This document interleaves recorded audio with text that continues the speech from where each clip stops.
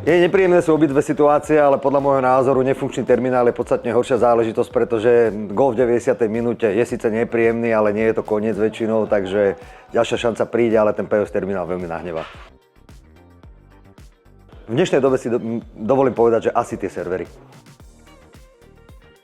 Môj osobný futbalový tým najobľúbenejší je ten, ktorý si dovolím povedať, hrá taký najprirodzenejší futbal a hlavne má obrovské množstvo mládeže a keď to mám povedať na Slovensku, tak je to MŠK Žilina. Ja si osobne myslím, že takmer všade, len treba, aby tá kombinácia toho merču, stravy a všetkého ostatného naozaj bola vždy k dispozícii a toto je taký ten najväčší problém podľa môjho názoru aj v krajinách, kde naozaj nie je dostatočne dobrá infraštruktúra a ten šport nie je zároveň kultúra a zážitok, ale je to iba šport. Podľa môjho názoru je to absolútne strategická vec.